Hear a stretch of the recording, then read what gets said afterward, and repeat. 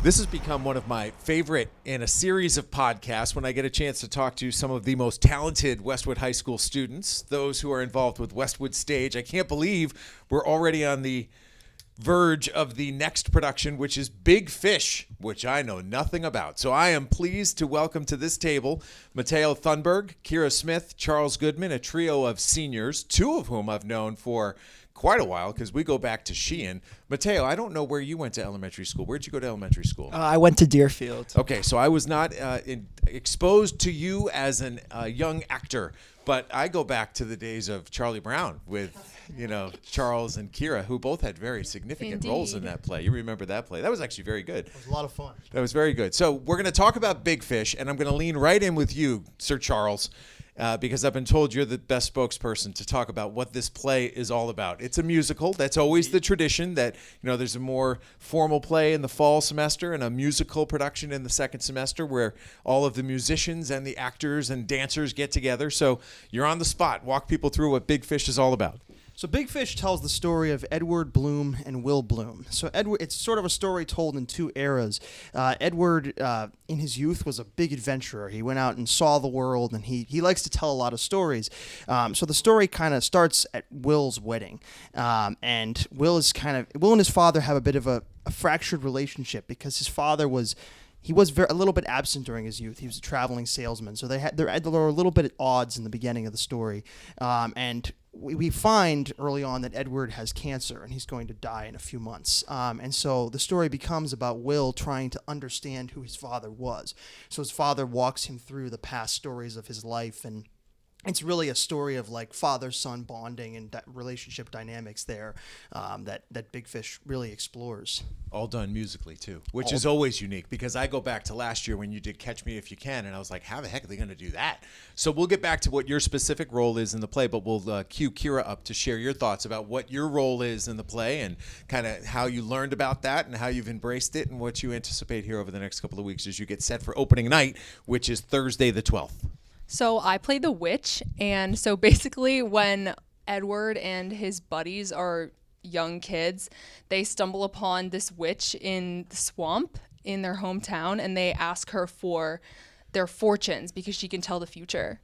And so my role is to show Charlie how he dies, which obviously the audience doesn't know, Will doesn't know, but we know going into the rest of the musical that Edward is armed with this knowledge of how he dies. And so I was a little bit confused about what exactly the role of the witch was. And so I had a conversation with Mr. Howard.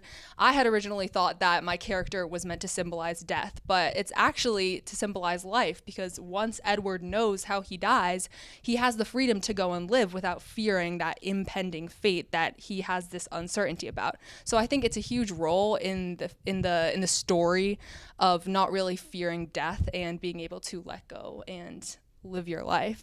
So does the audience know how he dies? Like, is it revealed by the witch early in the process here? Because what I would think is if I know that, I'm looking out for that moment now. Like, does he get hit by a train? Is it going to be lightning from above? Like, So do we know?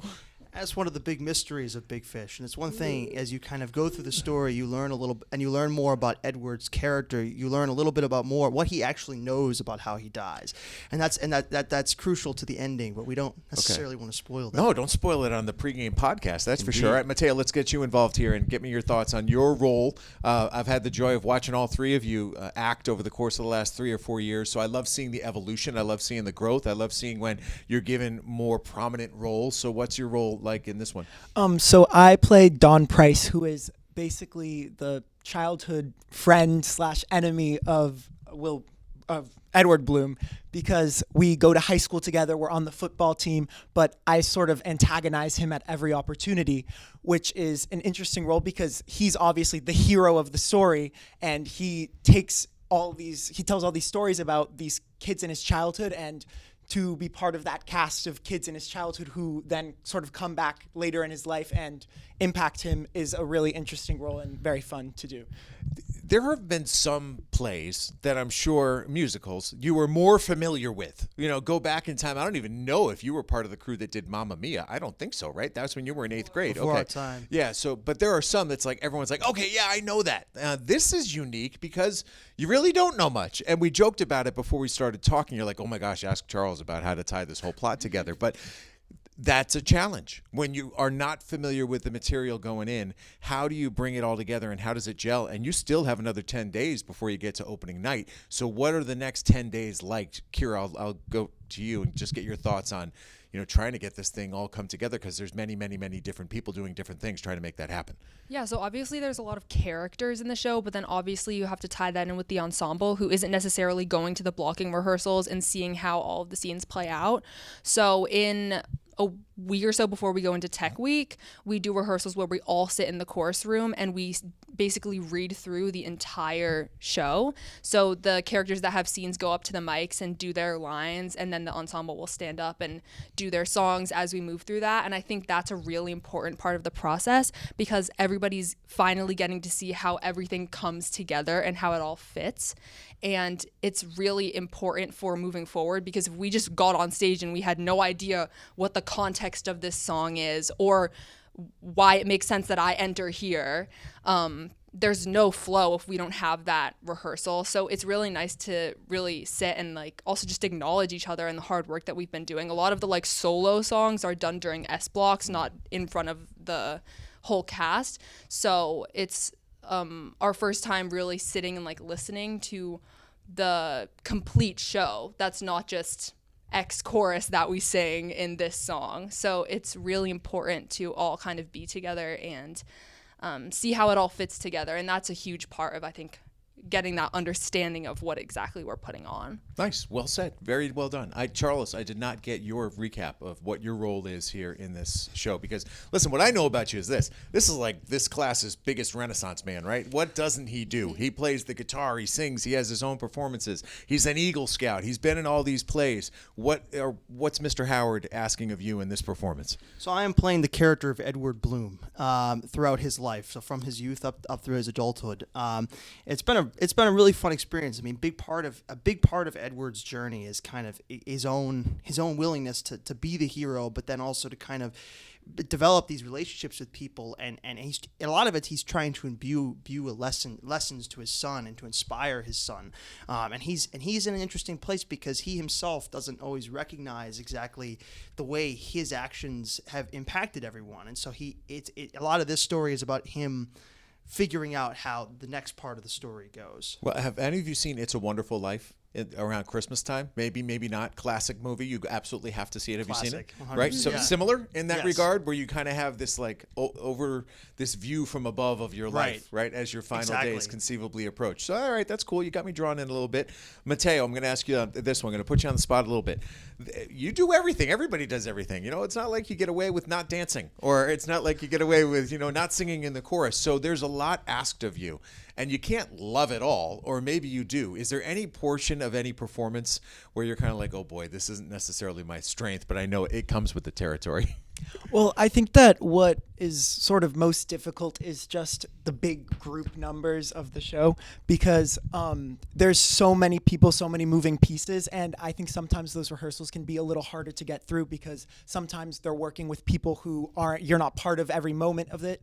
And so as the show all comes together, there are some slower, more difficult moments, but I think that that's just part of the process, and in the end we get to see all of it come together, and it's really beautiful and it all works well. I mean, to both of the guys, how do you embrace the dancing? Because there is a lot of ensemble dancing in these performances. Am I going to see that again in this one? For sure. Yeah. I mean, is this a strength of yours coming in, or were you kind of like, oh my God, I got to do this? So for me, along the way, dancing in the beginning was never one of my strengths. But as I've kind of spent all this time in music and in theater, I've realized how much it's so much fun to dance. Like a song comes to life when everybody's dancing together, and so it's been a component of this show, and it's a very active show. So it's kind of, if you think of a musical, it's almost like one big song. You have many different songs in between, but it's one big piece woven together, and the dancing just kind of when you get on stage and you're moving, like those songs that are fun in the chorus room explode to life on the stage. So the nights are Thursday the 12th, that's at 7:30, then Friday the 13th, spooky night for the witch, at 7:30, and then 2 shows on Saturday the 14th, 2 p.m. and 7:30. You go to westwoodstage.com to buy your tickets. And I threw that there because what else I want to talk to you three about is just the general experience of being part of this program and the traditions that are associated with being, in these performances. And what is Performance Week like behind the scenes? The bonding that goes on, the post party that I'm sure is kind of legendary in the theater group. What's that all like? Here, I'll lean on you here and get your thoughts on what it's like to be part of this group. I think going into opening night, there's definitely a lot of adrenaline, and so I think over the course of like the run of the show, the energy that's fueling our performance definitely changes a lot. So on opening night, that energy definitely comes from anxiety and adrenaline and, oh my God, an audience is seeing this for the first time. But as we settle into that, and historically, like the Friday show is when like your friends will usually come, and the Saturday afternoon is when your grandparents will usually come. So you're usually like you have that rush of adrenaline from Thursday, and it's like, okay, we can do it now. We've done it. And so now we're going to start having fun. We can start really connecting with the audience on Friday, and every show is a little bit different, but once we really settle into like, we've got this, like we have practiced all this time and we've ripped the Band-Aid off of starting to perform, and it really settles into this pattern of we're just doing what we love now. And we're sharing with other people how excited we are to put this show together. Love it. Mateo, let me get your thoughts on the concept of, is there ever a moment, or has there been a moment in your time here where something happens on stage and you feel the audience react, and inside you're like, oh, I didn't know people were going to laugh at that, or I didn't know that was going to elicit such a big response? I think for sure, and it's also, as Kira said, it's different every night. People will laugh at different lines in every show, and sort of you have to be able to adapt to that as someone who's on stage. You have to know when to wait for a laugh or when to jump into the line because they didn't think it was funny. And I think that's just one of the like beautiful things about live theater. Every time that you do it, it's going to be a little different. It's going to be a different experience, and everyone who perceives it is going to perceive it differently, and it's just every time is so unique, and you have that.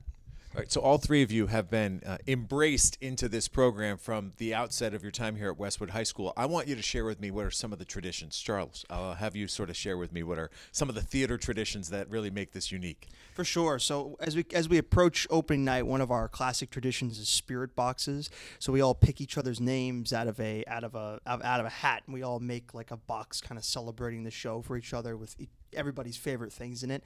The other one is senior speeches. So before we go into our final show, we kind of, everybody stands around in a circle, and the seniors will select somebody to come up and give a speech for them, kind of recognizing what they've done over that period. So that's a really fun little tradition we've had.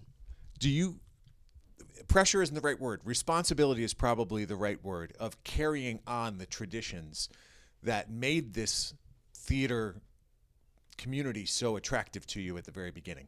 What did draw you in and make you feel comfortable when you were younger that you feel is now your responsibility to pass on to the kids who are going to be in the classes that follow you? Mateo, I'll go to you first. Well, I think that every year that we've had here, we've had these great seniors who sort of lead the way, and they send these long emails with all the activities we're going to do together, and they make the shirts that we're going to wear on the days of the show.